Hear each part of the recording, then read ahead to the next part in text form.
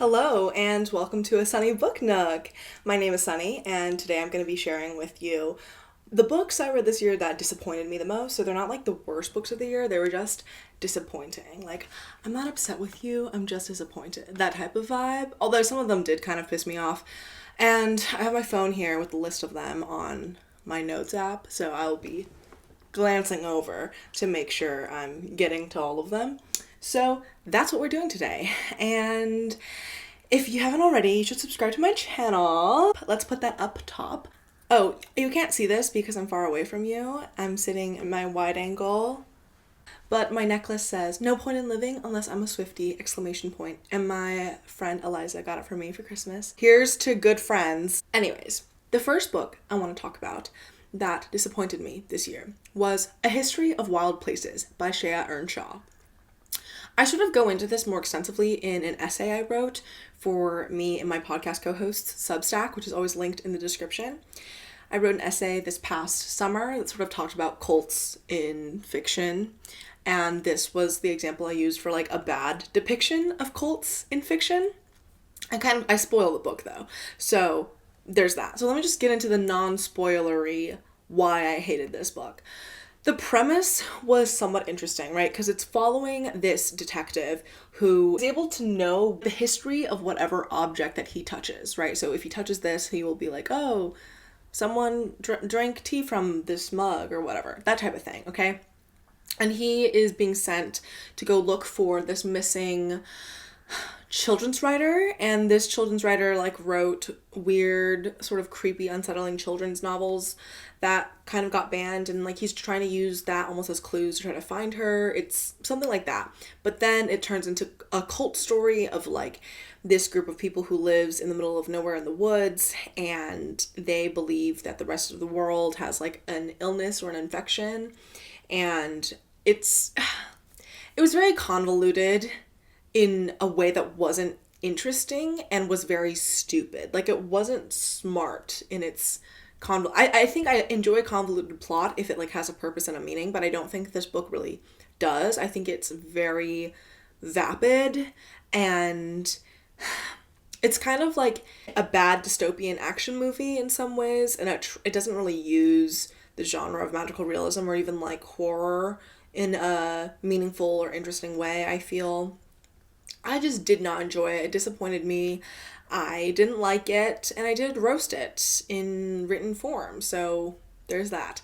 But the next book I want to talk about that disappointed me was Murder Under Her Skin by Stephen Spotswood. This is a sequel to one of my favorite books, which is on my shelf over there, but I'm not going to go get it. Fortune Favors the Dead. But this book, this sort of proves why most of the time I just don't fuck with sequels. I'm not a sequel girl, and this book, it just wasn't good, okay? We're still following Willow Jean Parker, assistant detective, and then the MILF that she assists, and they go to her circus troupe that she used to be a part of. They're trying to figure out the murder essentially, but the murder was not memorable at all. I don't even remember how the mystery played out, to be honest, in a way that I really feel I remembered what happened in Fortune Favors the Dead. I really understood and can recollect why the story unfolding was really interesting. It wasn't memorable with Murder Under Her Skin at all.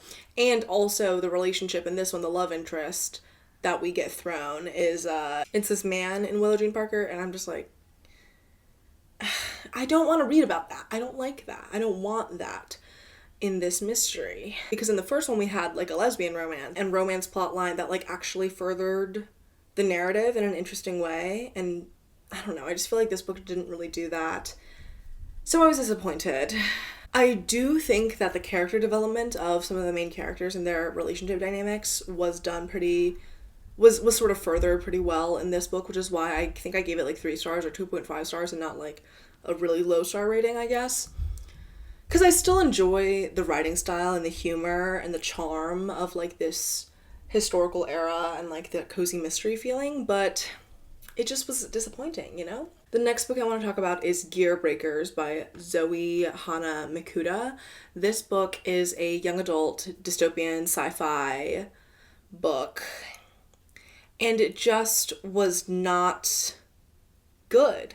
Like, the world building and the politics of the sci-fi universe and these characters just wasn't really memorable or compelling, and I just didn't really enjoy it. I did not enjoy my time with it.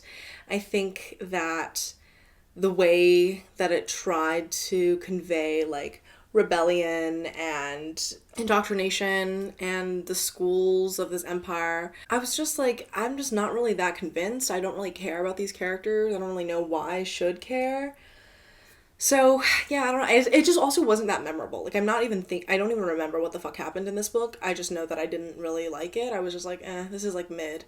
Let me see what I said in my Goodreads review. I fear she did not slay the way she wanted to, like tired, unoriginal, uninspired tropes and world building, repetitive bullshit, static motives from characters.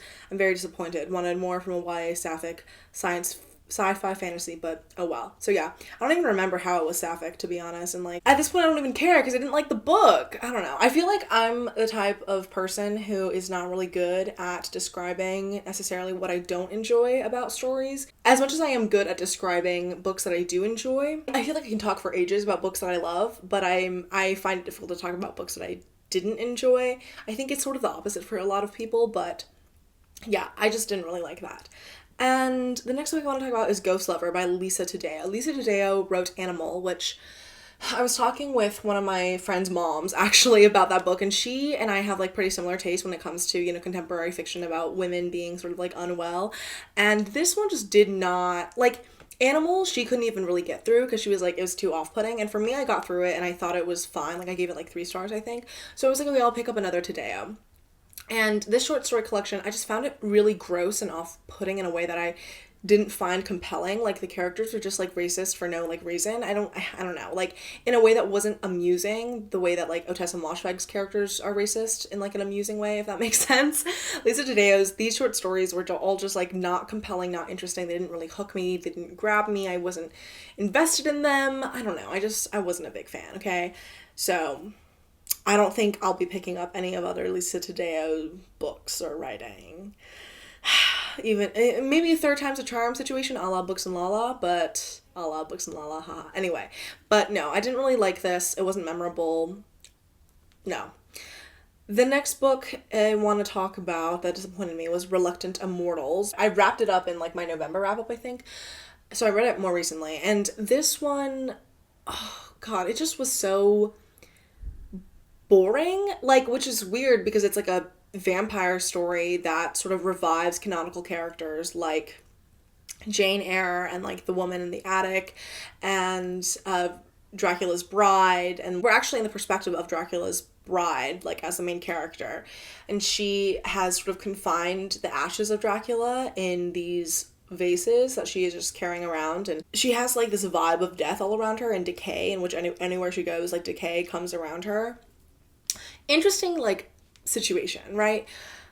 So how was this book so uninteresting? I don't even know, because I just think that the way that the Marilyn Manson type story, because it's set in like the 70s as well in like California, I was just not that convinced. I think that it tried to do this female friendship and just didn't really do much for me. I think like the cult story that it tried to tell, because it's set in the 70s and there's like a Marilyn Manson type house and there's these girls who try to kind of like worship him and are trying to bring immortality around, and thus these immortal characters that we're following, including Dracula's bride and then her best friend, and this road trip they go on and these different characters they encounter. It just wasn't that convincing to me.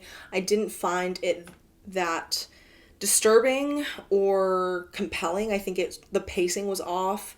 And then there were some more vibrant scenes towards like the end and at the beginning, but I just also think like the way that our main character and her perspective and the way that she interacted with like the different characters, I just was like, I didn't like it. I didn't have a good time. I think that maybe vampire stories are kind of boring to me, but I think they can be done in a better way. This one just didn't really work for me. I didn't like it, you know, but maybe other people will like it. I don't know. But finally, the last book I want to talk about as like a disappointing read of the year is one I haven't wrapped up yet, so it's going to come up in my December wrap up, and that is Self-Portrait with Nothing by Amy Potwatka, which I think was in the Goodreads like final nominations for like best science fiction of the year, which is crazy because this was not good.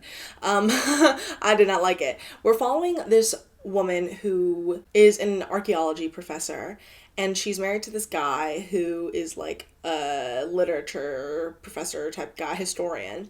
And her lesbian moms adopted her because her biological mom is this famous painter, and the famous painter, she has sort of like almost magical powers in her paintings, in which whenever she has a portrait of someone, it takes them almost to like an alternate dimension of themselves. But that painter lady dies, and then our main character, our main character gets like a call that's like, hey, in the will, your bio mom said that all of the paintings go to you, and then all this stuff goes out. She like has to go to fucking like Poland or something, and there she encounters all these different like versions of herself. There's like these different paintings, and there's like a contested death and contested will story and narrative here. It just was not that interesting. I think like the portals to other universes, the alternative selves and alternative dimensions, trying to understand your family past and history, and these relationship dynamics, and like the tension that it provides the narrator and the main character in her relationship with her husband and all that. I don't know. I just think like the magic and the science fiction and all of that, and then the relationships, the family relationships, the romantic relationships, everything that emerged from this, I was just like, I am not fucking with it. I think there are ways to tell parallel timeline stories and time jump stories, kind of, and like portal stories in maybe a more interesting way. Or maybe I'm just not like a type of person who enjoys that type of story, perhaps. I just think it was sort of dull almost, which is weird because like how can a story that's this wild and it's all these different concepts it's bringing together be dull? But it was. I mean, it's more literary science fiction than anything else, but I feel like I've read other literary science fiction books that are like, I don't know, better than this, you know? But yeah, these are all of the most disappointing books I read of the year. It's only what, 1, 2, 3, 4. It's only like 6 books, so it's not that bad, right? Like I think I have good taste, so I pick up good books, right? But these were the ones that were like standout disappointing reads that I want to like talk about, I guess. But again, I don't really have a lot to say about books that I don't think are good, because I have a lot of things to say about books that I think are good, if that makes sense. So yeah, I hope you enjoy this video of me hating and being a hater, but that is all I have for you today. Let me know if you have any thoughts on these books down below, if you did enjoy them and why, or if you didn't enjoy them, and if you agree with me on my hashtag hot takes regarding them. So yeah, that's all I have for you today. Thank you so much for watching, and hopefully I'll see you in my next video. Bye!